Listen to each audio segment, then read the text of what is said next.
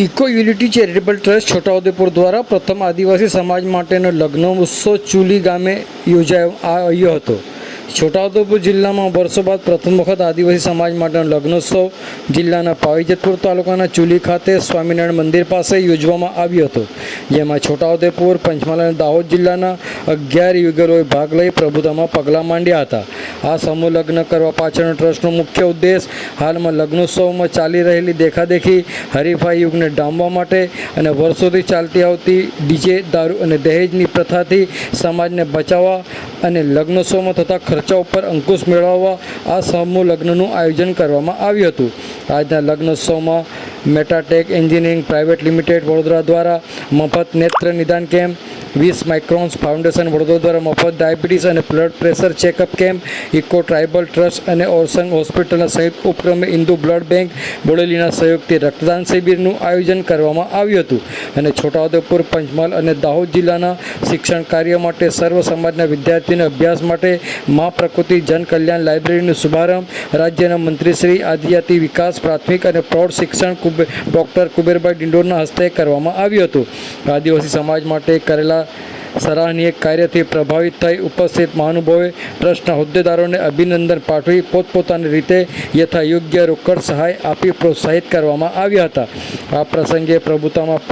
પગલાં પાડતા 11 નવદંપતીઓને આશીર્વાદ આપવા માટે રાજ્યના આદિજાતિ વિકાસ મંત્રી કુબેરભાઈ ડિંડોર, લોકસભા સાંસદ જસુભાઈ રાઠવા, છોટાઉ ધારાસભ્ય રાજેન્દ્રસિંહ રાઠવા, પૂર્વ રેલ રાજ્યમંત્રી નારાયણભાઈ રાઠવા, પૂર્વ વિધાનસભા વિરોધ પક્ષના નેતા સુખરામભાઈ રાઠવા, છોટાઉ જિલ્લા ભાજપ પ્રમુખ ઉમેશભાઈ રાઠવા, જિલ્લા પંચાયત કારોબારી અધ્યક્ષ શર્મિલાબેન રાઠવા તેમજ આદિવાસી સમાજના સામાજિક રાજકીય અગ્રણીઓ, ઇકો યુનિટી ટ્રસ્ટના હોદ્દેદારો, કાર્યકરો, આદિવાસી સમાજના લોકો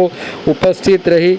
લગ્નોત્સવને સફળ બનાવ્યો હતો। ઇકો યુનિટી ટ્રસ્ટના નિરંજનભાઈ રાઠવાએ લગ્નોત્સવને સફળ બનાવવામાં પ્રત્યક્ષ અને પરોક્ષ રીતે સહકાર આપનાર તમામ નામી અનામી સંસ્થાઓ તેમજ વ્યક્તિગત સૌનો આભાર વ્યક્ત કર્યો હતો। આવો સાંભળીએ આ અંગે રાજ્યના પ્રૌઢ શિક્ષણ અને આદિજાતિ વિકાસ મંત્રી કુબેરભાઈ ડિંડોર તેમજ ઇકો ટ્રસ્ટના નિરંજનભાઈ રાઠવા શું કહી રહ્યા છે, સાંભળો તેઓના મુખે। મારા નમસ્કાર। આજે છોટાઉદેપુર મુકામે ખરેખર સાચા અર્થમાં એક સરસ સારો કાર્યક્રમ અને મારા માટે પણ સૌભાગ્યનો દિવસ છે કે મારા આદિવાસી સમાજના આજે 11 જોડાઓ સમૂહ લગ્નના માધ્યમથી પહેલીવાર જોડાયા છે। પ્રથમ સમૂહ લગ્નનું આયોજન થઈ રહ્યું છે eco unity tribal progress institute charitable trust છોટાઉદેપુરના સહયોગથી અને સમાજના અમારા શ્રેષ્ઠીઓના સહયોગથી આજે આનું આયોજન થઈ રહ્યું છે અને આ જે ચેરિટેબલ ટ્રસ્ટના જે નિરંજનભાઈ છે એમણે સરસ એનું આયોજન કર્યું છે।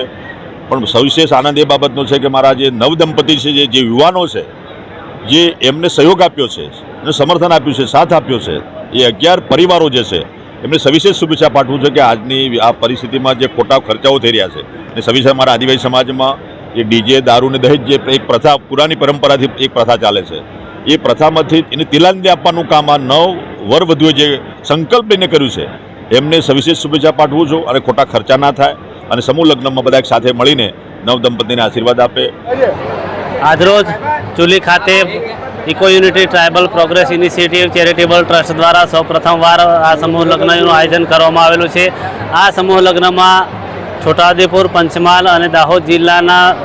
નવયુગલો એ 11 જોડા આ વખતે પ્રથમવાર ચુલી ખાતે નવદંપતિ સત્કારે પગલાં માંડી રહ્યા છે, ત્યારે આજના આ પ્રસંગે